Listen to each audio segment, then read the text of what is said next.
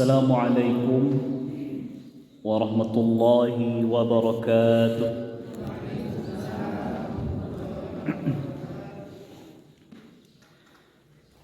Alhamdulillah, alhamdulillahi rabbil alamin, hamdan katsiran tayyiban mubarakan fihi kama yuhibbu rabbuna wa yarda. الحمد لله الذي أرسل رسوله بالهدى ودين الحق ليظهره على الدين كله ولو كره الكافر. أشهد أن لا إله إلا الله وحده لا شريك له الملك الحق المبين، وأشهد أن محمدا عبده ورسوله المبعوث رحمة للعالمين. اللهم صل وسلم على سيدنا محمد وعلى آله وأصحابه ومن تبعهم بإحسان إلى يوم الدين، أما بعد. اللهم أخرجنا من ظلمات الوهم وأكرمنا بنور الفهم وافتح علينا بمعرفة العلم وسهل أخلاقنا بالحلم وجعلنا ممن يستمعون القول فيتبعون أحسنه. اللهم انفعنا بما علمتنا وعلمنا ما ينفعنا وزدنا علما. رب اشرح لي صدري ويسر لي أمري واحلل عقدة من لساني يفقه قولي، آمين يا رب العالمين. Kaum muslimin dan muslimat yang dirahmati dan dimuliakan oleh Allah Subhanahu wa taala. Di dalam sebuah hadis yang diriwayatkan oleh Imam Muslim dalam kitab sahih beliau, bercerita sahabat yang mulia Umar bin Khattab radhiyallahu anhu bahwasanya ketika kami duduk-duduk bersama Nabi, maka muncullah di hadapan kami seorang laki-laki yang begitu hitam, begitu putih pakaiannya, dan begitu hitam rambutnya. Dan anehnya tidak ada bekas-bekas yang menunjukkan dia adalah orang yang sedang bersafar, dan tidak ada juga di antara kami yang mengenal orang itu. Kemudian dia mendekat, duduk dekat dengan Nabi.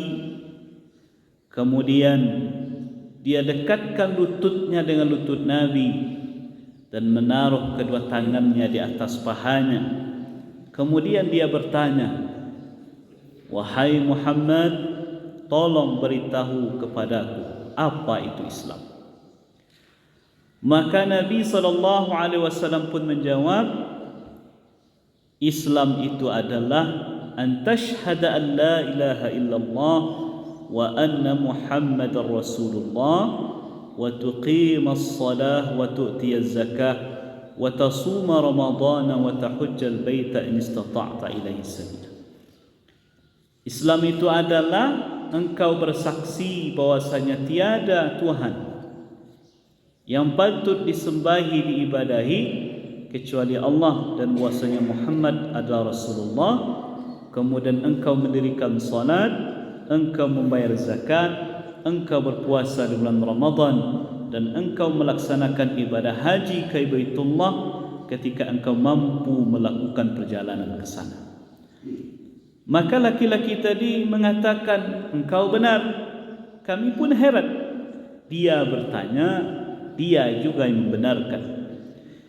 Kemudian dia bertanya lagi, fa akhbirni 'anil iman, wahai Muhammad, tolong beritahu kepadaku tentang iman. Maka Nabi mengatakan, iman itu adalah an tu'mina billahi wa malaikatihi wa kutubihi wa rusulihi wal yaumil akhir wa tu'mina bil qadri khairihi wa syarrihi. Engkau beriman kepada Allah, beriman kepada malaikat-malaikat, beriman kepada kitab-kitab sucinya, beriman kepada rasul-rasul yang dia utus, beriman kepada hari kiamat, dan beriman kepada qada yang baik dan buruk. Kemudian laki-laki tadi juga menjawab, engkau benar. Kemudian dia bertanya lagi, fa akhbirni 'anil ihsan, tolong engkau beritahu aku apa itu ihsan.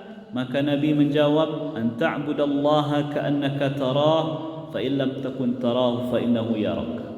Engkau beribadah kepada Allah seolah-olah engkau melihatnya, dan apabila engkau tidak mampu melihatnya, maka ketahuilah dia senantiasa melihat. Kemudian dia mengatakan engkau benar. Kemudian dia bertanya lagi, fa akhbirni 'anis sa'ah, tolong beritahu aku tentang hari kiamat, kapan dia terjadi. Maka Nabi menjawab, mal mas'ulu 'anha bi'a'lama minas sa'il.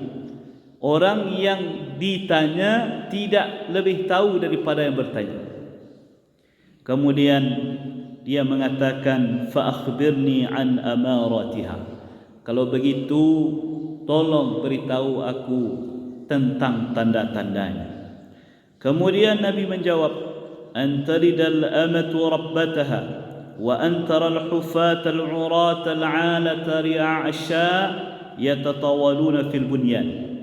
Di antara tandanya, kata Nabi, bahwasanya seorang budak akan melahirkan tuan-tuannya, dan engkau melihat seseorang yang dulunya bertelanjang kaki, tidak berpakaian, miskin, yang kerjanya mengembalakan kambing, kemudian mereka berlomba-lomba dalam membangun bangunan yang tinggi. Kemudian laki-laki tadi pergi. Kemudian falabithna maliyan, berlalulah beberapa hari. Kemudian Nabi bertanya kepadaku, ya Umar, atadri manis sa'il? Wahai Umar, tahukah engkau siapa yang bertanya tadi, yang bertanya beberapa hari yang lalu? Maka aku menjawab, Allah wa rasuluhu a'lam, Allah yang dan Rasulnya lebih tahu. Maka Nabi mengatakan, fa innahu Jibril atakum yu'allimukum dinakum. Ketahuilah wahai Umar, laki-laki yang tidak kalian kenal itu, yang pakaiannya begitu putih, yang rambutnya sangat hitam, adalah Jibril yang datang untuk mengajarkan kepada kalian tentang agama kalian. Bapak dan ibu-ibu, hadis ko termasuk hadis yang paling penting di dalam Islam. Karena hadis ko menerangkan kepada kita pokok-pokok ajaran Islam. Disampaikan tentang empat hal. Yang pertama, Nabi sampaikan tentang Islam, atau yang kita kenal dengan rukun Islam. Kemudian yang kedua, diterangkan tentang iman, atau yang kita kenal dengan rukun iman yang 6. Kemudian yang ketiga, Nabi terangkan tentang apa itu al-ihsan. Kemudian yang keempat, Nabi menerangkan tentang kiamat atau tanda-tanda kiamat. Bapak ibu-ibu, kita fokuskan mengkaji ke poin dan keempat. Karena poin pertama, kedua, ketiga lah dibahas waktu kajian di Surau Gobah. Jadi fokus kajian awak subuh hari kini menjelang waktu salat sunat syuruk, yaitu pertanyaan Jibril kepada Nabi tentang as-sa'ah, fa akhbirni 'anis sa'ah. Tolong beritahukan kepadaku, tolong jelaskan kepadaku kapan itu kiamat. Bila terjadi kiamat, bila terjadi kehancuran alam semesta, yang setelah itu Allah ganti dunia yang fana dengan alam akhirat yang baqa, yang kekal selama-lamanya. Nah, apa yang dijawab oleh Nabi, Bapak Ibu? Itu menjadi pondasi akidah bagi awak. Nabi jawab, mal mas'ulu anha bi'a'lama minas sa'il. Orang yang ditanya, yaitu Nabi sendiri, tidak lebih tahu mal mas'ulu anha bi'a'lama, tidak lebih tahu minas sa'il, dari orang yang bertanya, yaitu malaikat Jibril. Jadi bayangkan Bapak Ibu, Nabi Muhammad, Nabi paling mulia, malaikat Jibril, malaikat paling mulia, makhluk Allah paling mulia sadonya, paling dakik jo Allah. Tapi indak adonan tahu kapan persis terjadinya hari kiamat itu. Jadi kalau ada pertanyaan Bapak Ibu, siapa yang tahu bila hari kiamat terjadi? Hanya Allah.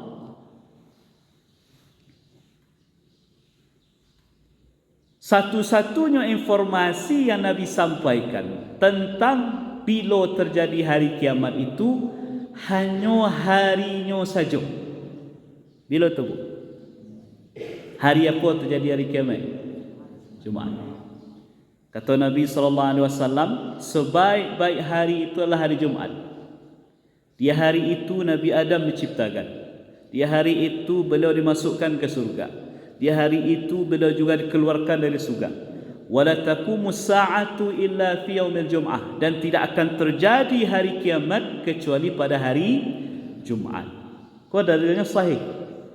Jadi satu-satunya informasi yang dibuka oleh Allah untuk kita manusia hanya harinya, yaitu hari Jumaat. Tetapi hari Jumaat tahun bila, bulan bara, tanggal bara, ada yang tahu? Tidak.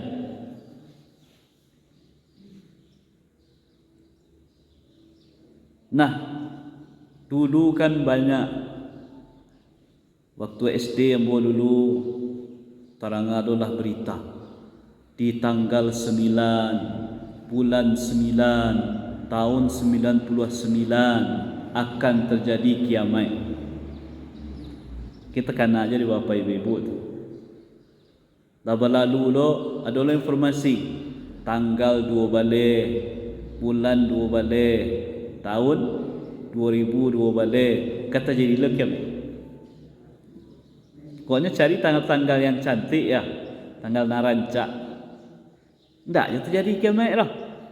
Diboleh isu tanggal lampe, bulan lampe, tahun 2020 lampe, kata jadi kiamat. Terjadi kiamat. Tak ada orang tahu.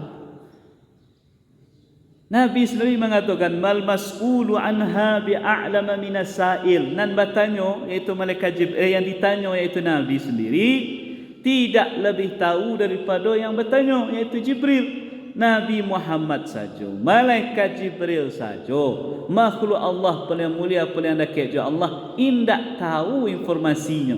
Kalau ada orang yang mengatakan kiamat terjadi di itu, berartilah jaleh kedustaan. Jadi tak usahlah awak pusing-pusing. Kau pondasi akidah bagi kita Bapak Ibu. Satu-satunya yang awak tahu apa? Hanya hari. Kemudian dalilnya yang lain, salah satunya kita bacakan ya dalam Al-Quranul Karim, surah Al-A'raf. Begitu lengkap Allah sampaikan tentang. Baca terjemahannya saja. Kata Allah Subhanahu wa taala, Al-A'raf ayat 187. Surah ke-7, surah Al-A'raf ayat 187.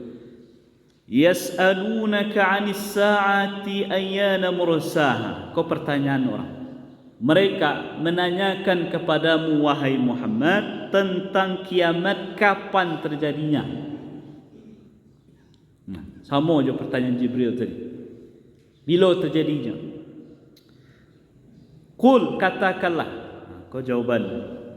Sesungguhnya pengetahuan tentang kiamat itu ada pada Tuhanku tidak ada seorang pun yang dapat menjelaskan waktu terjadinya selain dia. Dengan tegas Nabi katakan dalam jawaban dalam kalimat dalam Quran, ilmu tentang kiamat hanya ilmu yang dimiliki Allah. Tidak ada yang bisa menjelaskan kepastian datangnya kecuali hanya Allah. Kiamat itu sangat berat huru-haranya bagi makhluk yang di langit dan di bumi, dan tidak akan datang kepadamu kecuali secara tiba-tiba. Datang kiamat itu tiba-tiba, tak disangka-sangka orangnya tiba saja. Mereka bertanya kepadamu seakan engkau mengetahuinya. Katakanlah wahai Muhammad, sesungguhnya pengetahuan tentang hari kiamat ada pada Allah, tetapi kebanyakan manusia tidak mengetahui. Berulang-ulang Allah menyampaikan, menegaskan melalui lisan Rasulnya yang disampaikan dalam Quran, pengetahuan tentang rincian kapan terjadi hari kiamat itu hanya berada pada ilmu Allah. Itu pondasi akidah. Bapak ibu-ibu, tahun-tahun entah berapa, 80-an atau 70-an, pernah terjadi peristiwa bunuh diri besar-besaran di Amerika. Di mana terjadinya? Di sebuah wilayah di Amerika, kok bisa terjadi peristiwa bunuh diri besar-besar. Bunuh diri berarti keinginan sendiri di sebuah tanah lapang yang meninggal ratusan orang langsung. Walaupun kau tak terjadi di kalangan umat Islam, tapi di kalangan umat Kristen. Jadi ada salah satu sekte kelompok dalam Kristen, pendetanya berceramah menerangkan bagi betapa mengerikannya hari kiamat itu dan seterusnya. Kemudian dia katakan tak berapa hari lagi akan terjadi kiamat. Supaya awak tak naik, lebih baik awak mati sedulu. Percaya jamaahnya, kemudian nyonyo jamaahnya serentak bunuh diri tanah lapang. Jadi kepercayaan tentang hari kiamat ko Bapak Ibu, tidak hanya kepercayaan kita umat Islam saja. Orang Yahudi percaya hari kiamat. Orang Kristen percaya hari kiamat. Kita orang Islam percaya hari kiamat. Tetapi secara akidahnya itu yang berbeda. Secara akidahnya itu yang berbeda. Ba rinciannya, ba tandonyo, anu terjadi setelah itu nan berbeda nanti. Nah, ketika Nabi menjawab yang ditanya tidak lebih tahu daripada yang bertanya, maka laki-laki tadi iaitu Jibril bertanya pula ke Nabi balik. Fa akhbirni an amaratiha. Kalau begitu, tolong lagi tahu ambo tentang tando-tandonyo. Tando-tando kiamat.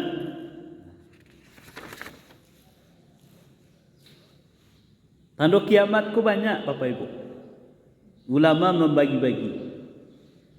Ada yang membagi jadi dua.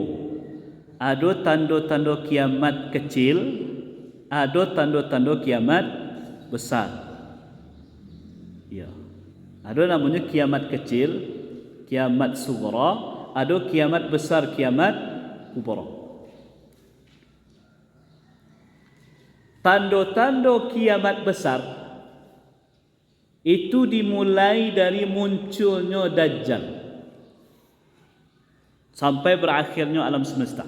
Jadi munculnya Dajjal, kemudian turunnya Nabi Isa, kemudian adanya Ya'juj Ma'juj, kemudian ada binatang melata nanti yang akan bisa berbicara di hadapan manusia, kemudian terbitnya matahari di sebelah barat dan seterusnya.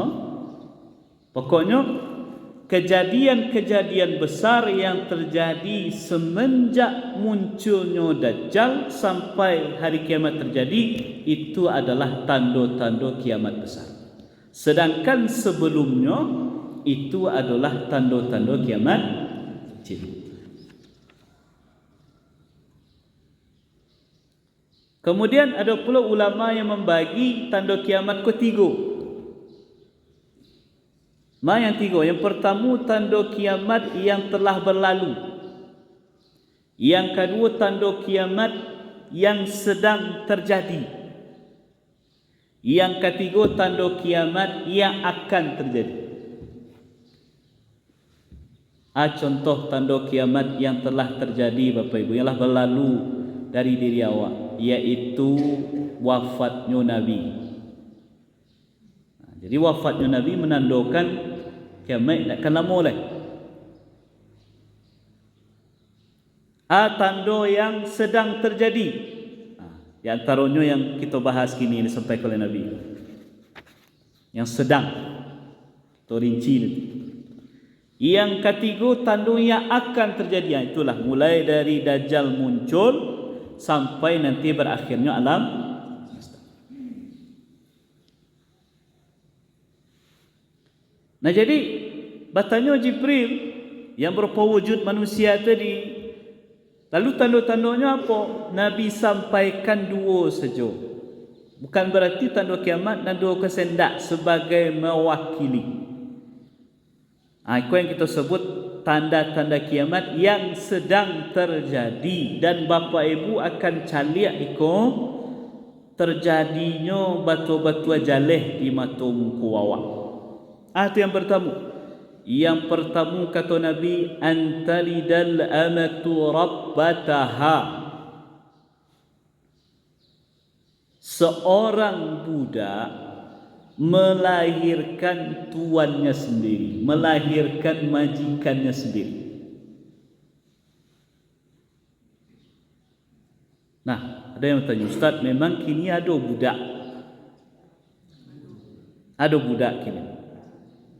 Secara fisiknya tidak ada, tetapi secara sistemnya banyak sekali. Banyak orang bahkan memperlakukan budak, memperlakukan manusia lebih kejam dibandingkan dengan orang dahulu memperlakukan budak. Sistem.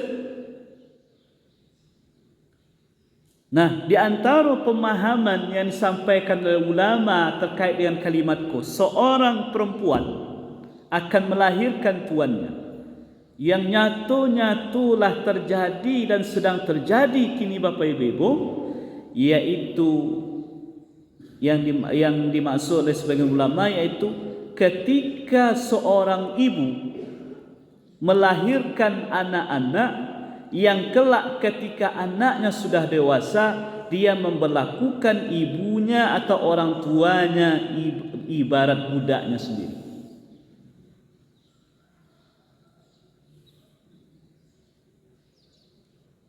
Ibu melahirkan anak, laki-laki kah, perusi kah. Ketika anakku lahir, disayang-sayang, disusui selama 2 tahun, kemudian diperhatikan kehidupanmu, dibiayai sekolahnya, segala macam, sampainya mandiri. Dan setelah anakku mandiri lah bakarajo, kemudian berbalik keadaan. Banyak kita caliak kini Bapak Ibu, bagaimana anak memperlakukan orang gaeknya layaknya seperti pembantu, memperlakukan orang tuanya tidak dalam posisi terhormat.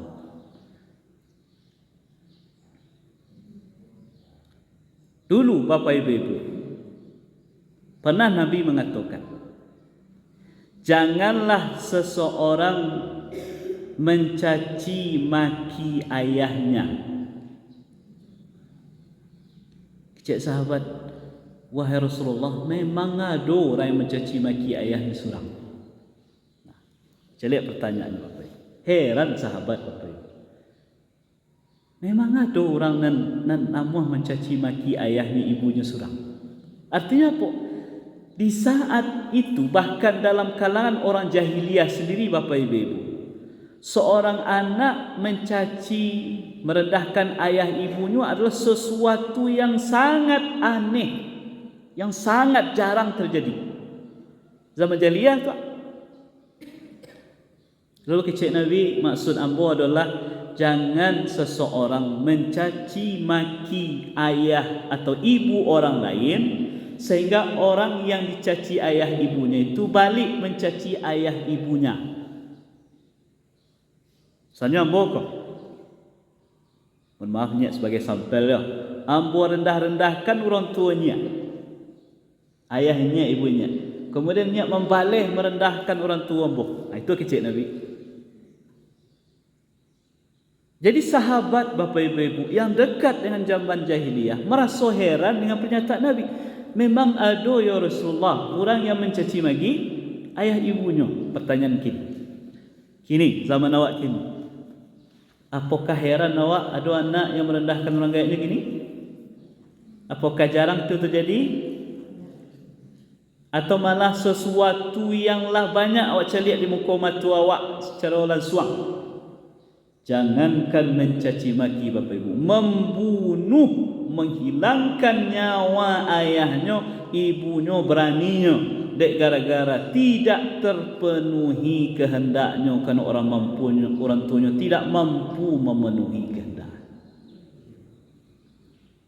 Nampak dia kawannya beli HP terbaru, ingin loh sampaikan ke ayah, bu ingin beli HP itu jutaan harganya. Tak bisa ayah ibunya mengabulkan, ambil pisau bunuh ayahnya. Anak kau bergaul aja orang kaya dan kawannya punya motor harga puluhan juta. Mengadu lu ke ayahnya, mengadu lu ke ibunya.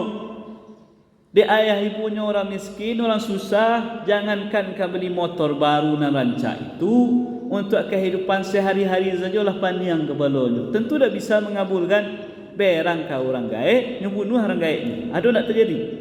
Banyak.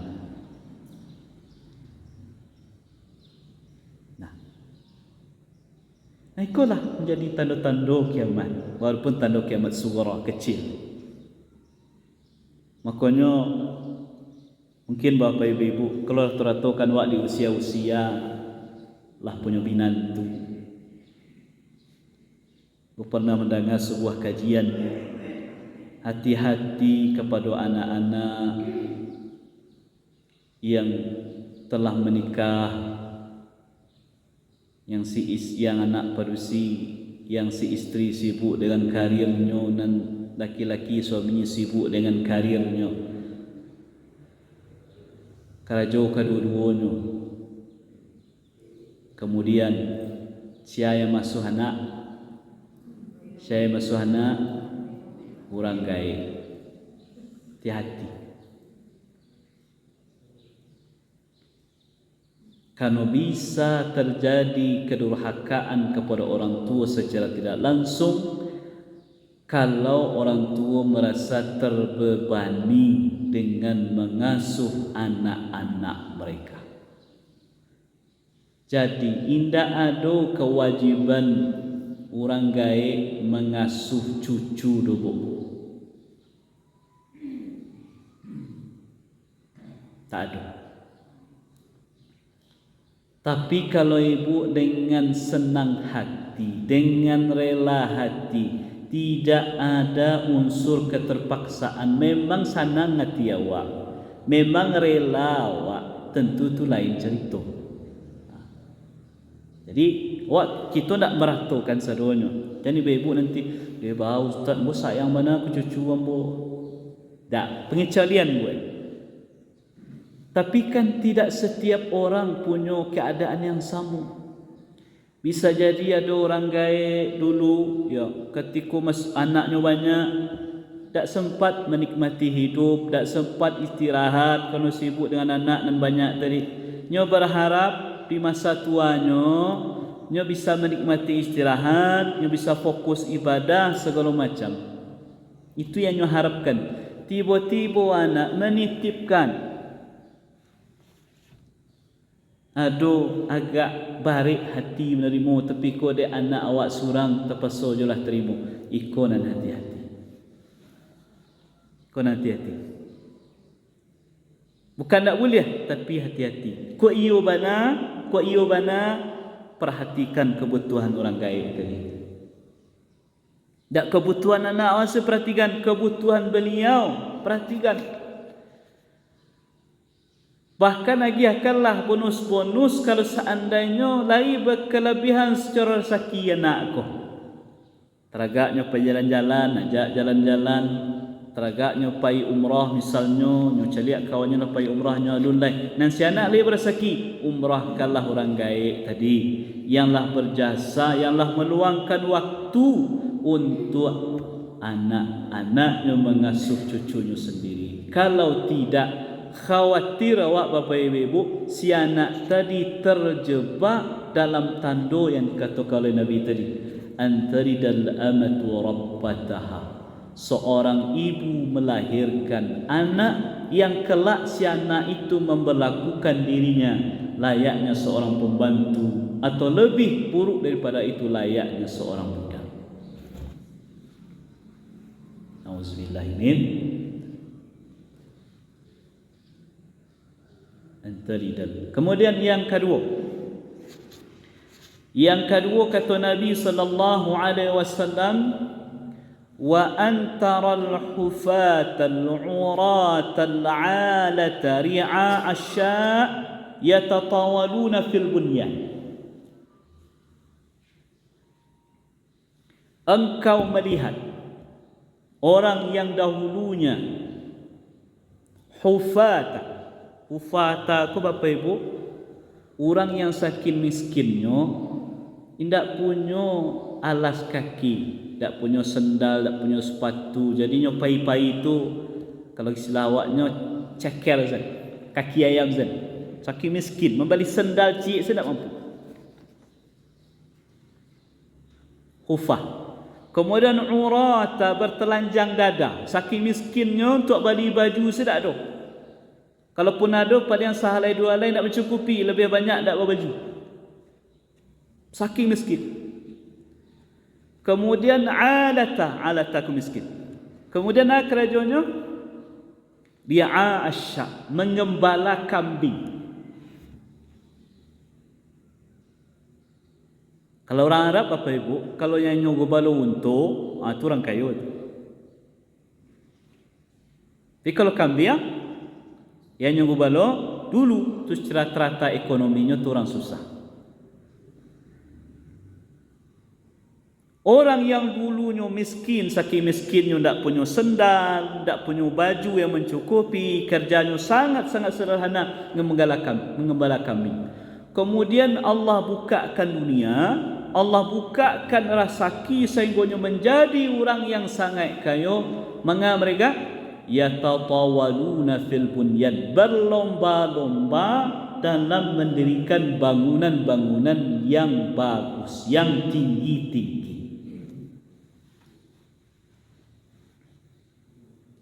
Wak calik konteks keadaannya Bapak Ibu di negeri Arab.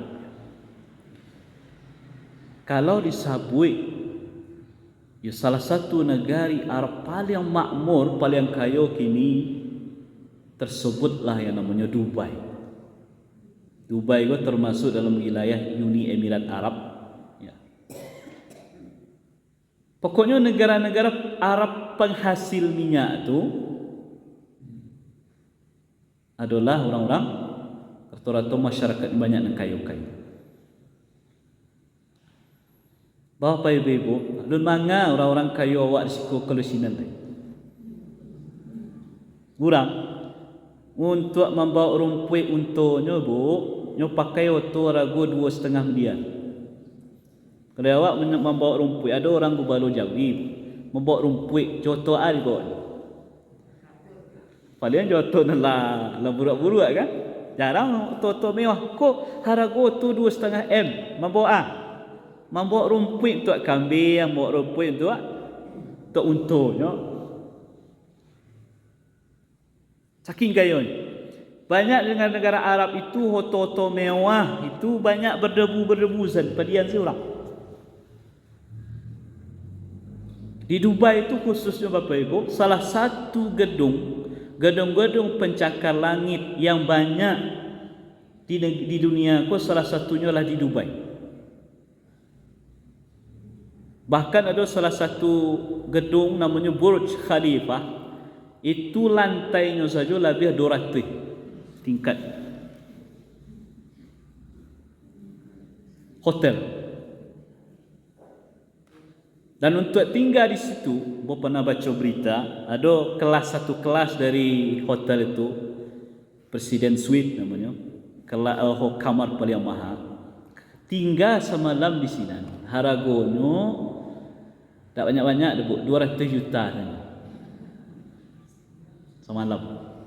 Itulah berapa tahun yang lalu tu. Kini mungkinlah 300 juta.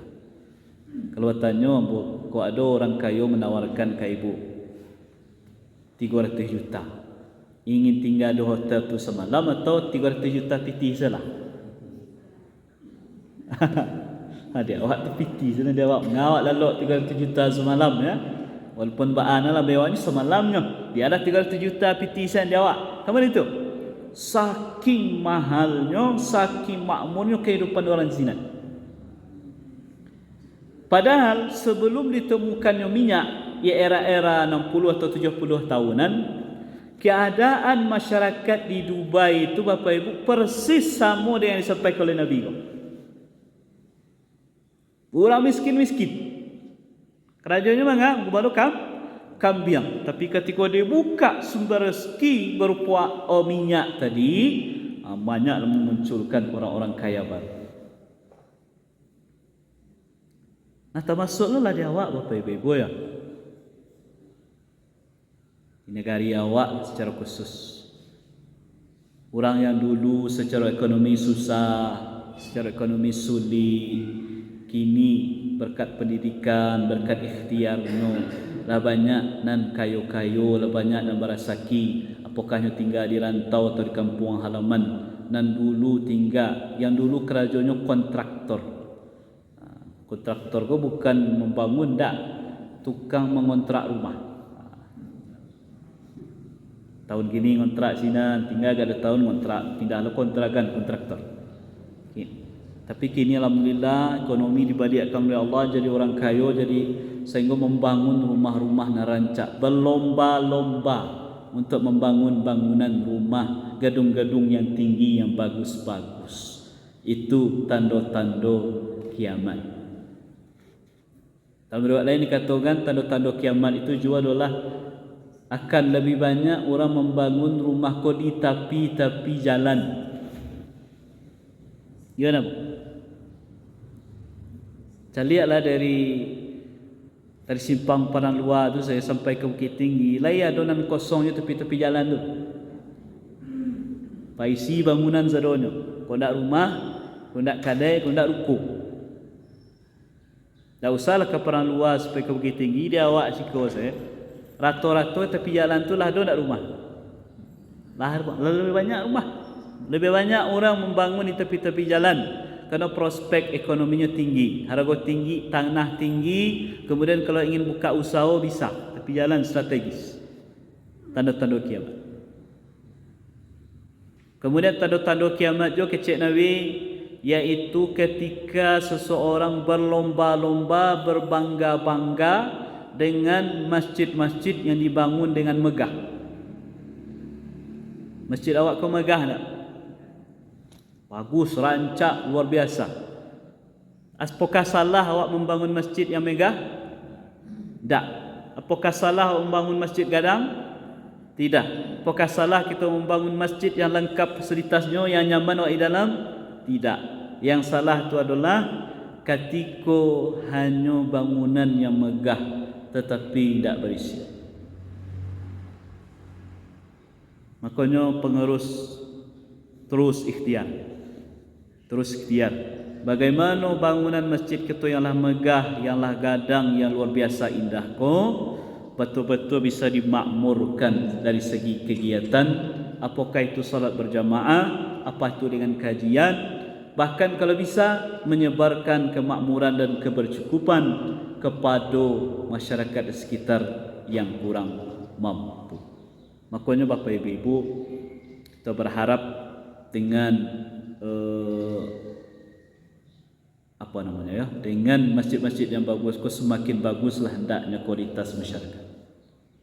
Kemudian yang perlu kita ketahui, Nabi menyampaikan tanda-tanda kiamat itu Bapak Ibu, tidak semuanya menunjukkan itu buruk. Tak.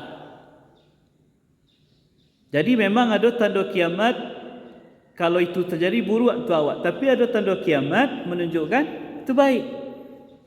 Contohnya tanda kiamat kubra, lah tanda kiamat gadang, itu turunnya adanya Imam Mahdi, adanya Nabi Isa, turunnya Nabi Isa balik,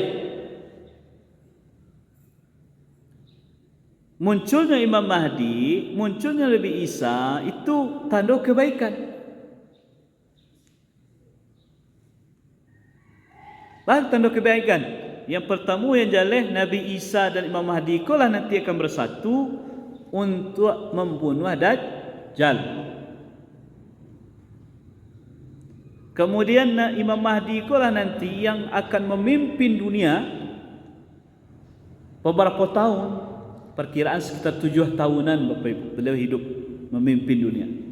Maka beliau penuhilah dunia ku dengan kemakmuran, dengan kemakmuran yang belum ada, yang belum pernah terjadi sebelumnya. Itu elok atau tidak? Elok. Nabi Isa AS turun beliau ke dunia, sampai kalau Nabi ketika beliau turun ke dunia, beliau patahkan tiang-tiang salib, beliau bunuh babi-babi. Artinya ketika turun Nabi Isa, maka beliau berdakwah tauhid, sehingga banyaklah orang-orang yang dulu mengaku Isa ku Tuhannya masuk ke dalam agama Islam. Elok atau tidak? Nah, jadi Bapak Ibu, tidak setiap tanda-tanda kiamat itu terakhir sebagai penutup. Jadi pernah terjadi diskusi di kalangan sahabat. Ada yang bertanya ke Nabi, ya Rasulullah, mata sa'ah? Ya Rasulullah, bila terjadi hari kiamat itu? Nabi diam. Tanya-tanya, ya Rasulullah, bila terjadi kiamat? Nabi diam. Bertanya yang ketiga kali, ya Rasulullah, bila terjadi kiamat? Ketika ditanya 3 kali, Nabi menjawab. Nabi tidak menjawab tentang bilanya dah, kerana Nabi tidak tahu. Tapi yang beliau sampaikan yang lebih penting daripada tahu tentang hari ini. Kata Nabi, ma'a'datta alaiha. Amalan yang telah engkau siapkan untuk menyambut terjadinya kiamat. Jadi tidak usah awak terlalu pusing bila kau terjadi kiamat, iko dan itu ya. Yang paling penting itu persiapan di awak. Nanjaleh kita kau akan persiapan yang penting. Amalan awak untuk menemui Allah nanti. Bapak-bapak dan ibu-ibu, nanjaleh kehancuran alam semesta itu tidak akan dirasakan oleh orang beriman. Tolong sayang Allah kawak. Walaupun sedikit apapun iman dalam hati seseorang, makanya tidak akan merasakan terjadinya kiamat besar itu. Lalu baca Allah mematikan orang Islam sadonya Bapak Ibu. Kecek Nabi, Allah utuslah ada angin dari arah Yaman. Angin ko begitu lembut, begitu harum. Dan angin ko dengan kekuasaan Allah akan menimpa setiap orang beriman di permukaan bumi dimanapun yang berada. Walaupun di puncak-puncak gunung, di dalam gua sekalipun, orang beriman ku akan terkena dengan angin ku. Dan orang yang terkena dengan angin ku akan meninggal tiba-tiba. Jadi serentak orang beriman meninggal saat itu saudara. Itu cara Allah sayang kawak orang beriman. Jadi siapa yang tinggal siap itulah orang-orang bejat, orang-orang yang tidak bermoral, orang yang tidak beriman, yang kata Nabi, mereka layaknya binatang sehingga mereka tak ada rasa malu berzina di tengah-tengah jalan, sehingga orang paling elok di saat itu, paling elok apa? Kalau istilah awak kininya paling solehnya, siapa tu? Orang yang hanya mampu mengatakan keceknya ke orang yang berzina di tengah jalan tu, janganlah kalian berzina, risiko kok berzina jo di belakang tu lah. Tu orang yang paling elok di saat itu. Mudah-mudahan dengan kajian tentang hari kiamat, walaupun tentu tidak mendalam. Kalau Bapak Ibu ingin mendalam kajian, ada ngakalah kajian-kajian ustaz-ustaz awak seperti Ustaz Zulkifli Muhammad Ali Uzma, ustaz kita dari Payakumbuh. Itu beliau memang konkretnya spesifik kajian, banyak mengkaji tentang tanda-tanda kiamat, hari kiamat. Kalau ingin tentang mendalami tentang itu, silakan bisa mendengarkan ceramah-ceramah beliau. Yang kita gambarkan di situ adalah gambaran disampaikan oleh Nabi dalam hadis yang kita kaji pada subuh hari kini. Nah, mudah-mudahan kajian awak subuh hari kini memberikan manfaat ilmu kepada kita. Allah manfa'na bima 'allamtana. Ya Allah, berikanlah manfaat dari ilmu yang telah Engkau ajarkan kepada kami. Wa 'allimna ma yanfa'una, dan ajarkanlah kami ilmu yang bermanfaat. Wa zidna ilma, dan tambahkanlah terus Allah, ya Allah, ilmu kepada kami. Amin ya rabbal alamin. Terima kasih atas perhatian dan kehadiran. Mohon maaf atas segala kekurangan kekhilafan. Wabillahi taufiq wal hidayah. Assalamualaikum warahmatullahi wabarakatuh.